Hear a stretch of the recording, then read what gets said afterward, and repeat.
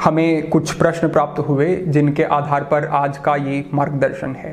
प्रश्न कुछ इस प्रकार के थे कि एक व्यक्ति जो कि कुछ समय से ब्रह्मचर्य का नाश कर रहा है, कुछ महीनों से नाश कर रहा है, लेकिन एक व्यक्ति जिसे वर्षों हो गए हैं वो ब्रह्मचर्य का नाश कर रहा है, तो दोनों में क्या फर्क होगा? क्या जो 1 वर्ष तक, जिसने 2 वर्ष तक, 3 वर्ष से ब्रह्मचर्य का नाश किया है, उसका अब इस स्थिति से बाहर आ पाना कठिन है, या जो शुरुआत में जिसने अभी बहुत अधिक समय तक नाश नहीं किया है, क्या वो सहज बाहर आ पाएगा? ऐसे कुछ प्रश्न थे। और भी कुछ शंकाएं थी कि 1 वर्ष तक अगर ब्रह्मचर्य का पालन किया जाए तो क्या ऐसी स्थितियां जो बन गई हैं, जो संस्कार बन गए हैं, उनको समाप्त किया जा सकता है? तो आप समझें, सबसे पहली बात तो ये है कि जब हम किसी कार्य को करते हैं, हमने अभी कोई कार्य करना शुरू किया तो उसमें हमारे विचारों की सजगता लगती है, लेकिन जब हम उस कार्य को निरंतर करते रहते हैं तो वो चीज़ें संस्कारों में और अभ्यास में चली जाती हैं।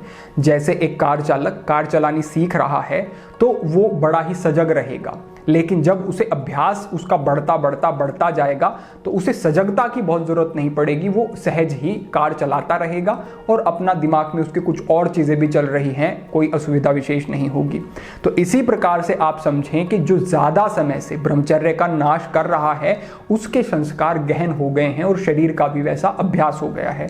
इस प्रकार भी समझ सकते हैं कि कई बार आपको सुबह जल्दी उठ के कहीं जाना होता है तो आप संध्या में सोचते हैं, सोने से पहले सोचते हैं कि मुझे सुबह जाना है, मुझे सही समय पर उठना है, तो आपका एक ऑटोमेटिक ही ऐसा अलार्म होता है, एक माइंड में ऐसा अलार्म लग जाता है कि आप उस समय पर, उस समय से थोड़ा पहले ही उठ जाते हैं, प्रेरित हो जाते हैं अपने उस कार्य के लिए।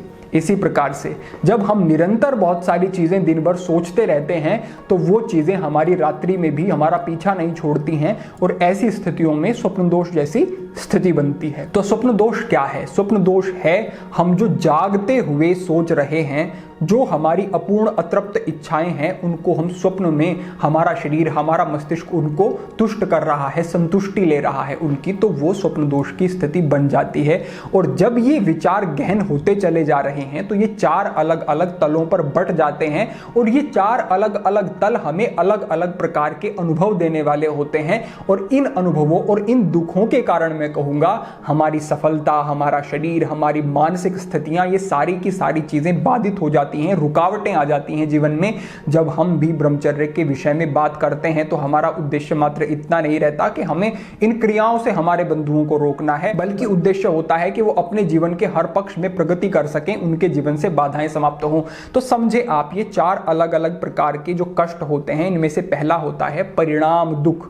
समझें कि जब व्यक्ति किसी भी भोग में लगता है तो उसके सामने एक पहला ही ये दुख आता है, ये कष्ट आता है और इससे और गहन संस्कार बनते हैं। कैसे? जैसे एक व्यक्ति प्रेरित हुआ किसी स्त्री के शरीर के संपर्क में जाने के लिए और वो उस स्त्री के शरीर के संपर्क में जाता है तो उसे लगता है कि बड़ा इसमें सुख है, लेकिन क्या उसके मूल में दुख छिपा हुआ नहीं है? यही हमारे ऋषि कहते हैं, यही हमारे योगी कहते हैं कि परिणाम दुख है। किसी भी भोग में लगोगे तो मूल में उसके दुख छिपा हुआ बैठा है, बस वो आपको उस समय पर दिखाई नहीं देगा। परिणाम दुख क्या हो सकता है? शारीरिक हानि हो सकती है, मानसिक हानि हो सकती है, प्रतिष्ठा की हानि हो सकती है, अपयश हो सकता है, अपमान हो सकता है, आपका बहुत सारी स्थितियां बन सकती हैं और कोई ना कोई स्थिति इनमें से बनेगी, अन्यथा मानसिक और शारीरिक जो नुकसान आपको होंगे वो तो होंगे ही।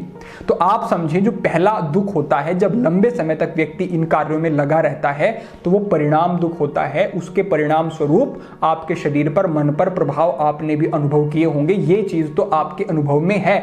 लेकिन इससे थोड़ा सा गहन और अगर समझें और देखें तो इससे बाद जो आता है ताप दुख आता है। ताप दुख की तरफ व्यक्ति ध्यान नहीं देता। जब व्यक्ति किसी भोगों को करता है, जैसे कि ब्रह्मचर्य का नाश उसने किया, तो उसके मन में एक संस्कार बन गया उसका और वो फिर से वैसी ही स्थिति चाहता है।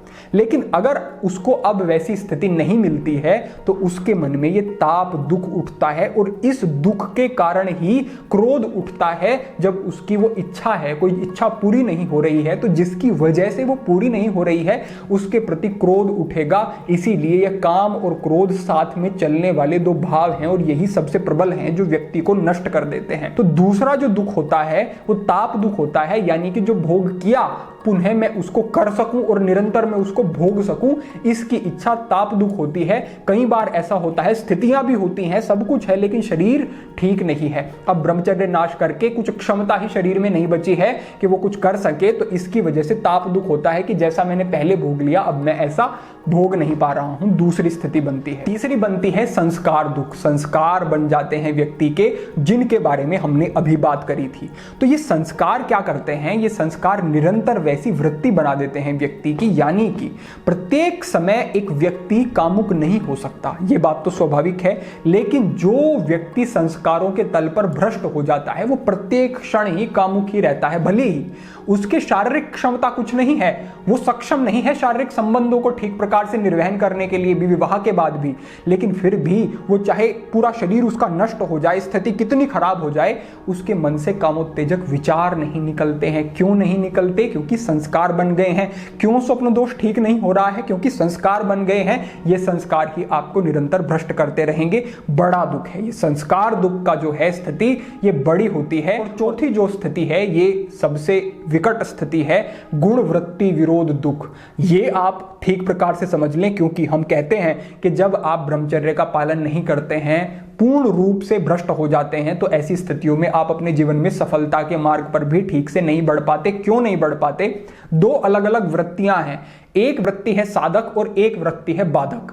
तो ये जो साधक वृत्ति है, जब इसकी तरफ व्यक्ति प्रेरित होता है और सोचता है कि मुझे अपने जीवन में कुछ करना है, मुझे अपने जीवन में आगे बढ़ना है, जीवन को सुंदर बनाना है, इस प्रकार के विचार जब उसके मन में आते हैं, तो ये गुण वृत्ति विरोध है। यानी कि एक सात्विक वृत्ति को दबाने के लिए जो काम जनित वृत्ति है, ये इसको ऊपर से करके आवृत कर लेती है, ढक लेती है। ये बड़ी समस्या हो जाती है। तो ये जब स्थिति होगी तो आप बैठेंगे पढ़ने के लिए, मन में विचार वही चलेंगे। आप बैठेंगे ध्यान के लिए, मन में विचार वही चलेंगे। आप योगाभ्यास करेंगे, उसमें ऊर्जा नहीं होगी, मन नहीं होगा, यानी कि कहीं पर भी आप स्थिरता से, दृढ़ता से खड़े नहीं हो पाते हैं। गुणवृत्ति विरोध दुख। तो ये चार प्रकार के दुख हैं जो कि इस ब्रह्मचर्य के नाश से आते हैं। और अगर इन चारों प्रकार के दुख से बचना है तो वो आपका संकल्प, दृढ़ इच्छा और जो आपके जीवन की सात्विकता, आपका सही रूटीन, आपका जो एक अच्छी सकारात्मक वृत्ति आप बनाएंगे, प्रभु का नाम लेंगे, सात्विकता से जुड़ेंगे, आप ठीक प्रकार के भाव आप अपने बनाएंगे, उनसे ही इन सब दुखों से बचा जा सकता है।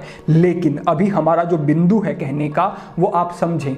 एक कोई व्यक्ति ऐसा जिसने वर्षों वर्षों से ब्रह्मचर्य का नाश किया है, उसके स्वभाव में, संस्कार में, हर तल पर ये चीजें आ गई हैं, उसके लिए कुछ कठिनाई जरूर होगी। और आप हतोत्साहित बिल्कुल ना हो, क्योंकि वापसी तो हर स्थिति से हो सकती है, सब कुछ ठीक हो सकता है, क्योंकि हमारे शरीर की जो प्रक्रियाएं हैं वो ईश्वर ने बड़ी मजबूत बनाई हैं।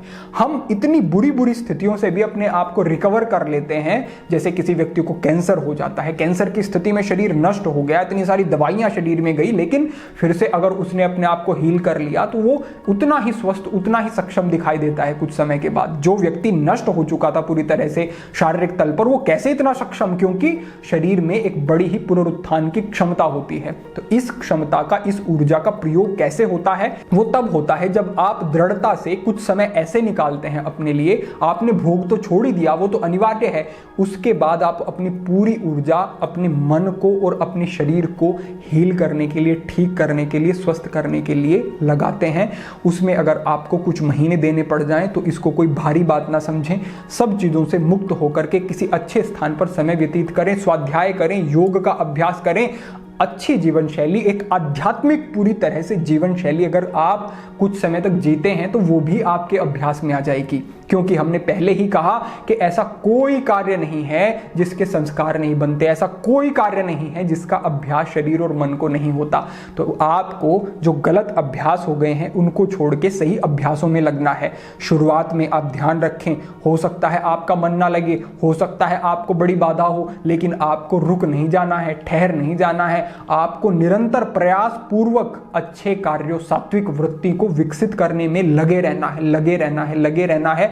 अगर आपने लंबे समय तक एक अच्छी जीवन शैली, अच्छी विचारिक पद्धति और अच्छे प्रकार के व्यायाम, योग आदि का अभ्यास बना लिया तो वो आपको इतने अधिक लाभ दे सकता है जो कि शब्दों में व्यक्त नहीं हो सकते। जो हर प्रकार से हतोत्साहित व्यक्ति हैं, हमने उन्हें भी पुनः खड़ा होते हुए देखा है। इतना अगर आपने कर लिया तो समझें कि 5 महीने में ही आपका आपका जीवन बदल सकता है। लेकिन 5 महीने तक केवल ये नहीं कि ब्रह्मचर्य का पालन कर रहे हैं, ब्रह्मचर्य पालन के साथ साथ आप कुछ ऐसे गुण अपने व्यक्तित्व में विकसित कर रहे हैं, कुछ ऐसी अच्छी आदतें आप बना रहे हैं, अपने जीवन को नियमों और सिद्धांतों से बांध रहे हैं। इतना अगर आपने कर लिया तो आपको फिर कोई रोक नहीं सकता। आप निरंतर प्रगति के मार्ग पर आगे बढ़ेंगे और आज स्थिति चाहे जैसी भी है, जो भी है, आप अपनी स्थिति को पुनः बहुत सक्षम, बेहतर बना सकते हैं और निरंतर जीवन पथ पर, प्रगति के मार्ग पर आगे बढ़ सकते हैं। तो ये एक प्रेरणा है मेरी आपके लिए कि इस अभ्यास को बनाएं, सात्विक वृत्ति बनाएं। जो भी उपयोगी मार्गदर्शन है इस विषय से संबंधित, जो भी ब्रह्मचर्य का, भोजन कैसे ब्रह्मचर्य में होना चाहिए, जीवन शैली कैसे होनी चाहिए, दिनचर्या क्या होनी चाहिए, सभी वीडियोज के लिंक डिस्क्रिप्शन से प्राप्त करें, देखें, अनुसरण करें। आपके पास पूर्ण मार्गदर्शन है, बस चलना है आपको। तो अपेक्षा है ये प्रेरणा और ये संकेत आपके लिए कार्य करेगा और आप एक अच्छा दृढ़ संकल्प लेंगे ब्रह्मचर्य के लिए। ऐसी हम आप सभी से अपेक्षा रखते हैं। आपके मंगल के लिए हम ईश्वर से प्रार्थना करते हैं। आज के लिए इतना ही। भविष्य में अन्य महत्वपूर्ण विषयों पर चर्चा होगी। ओम नमः शिवाय।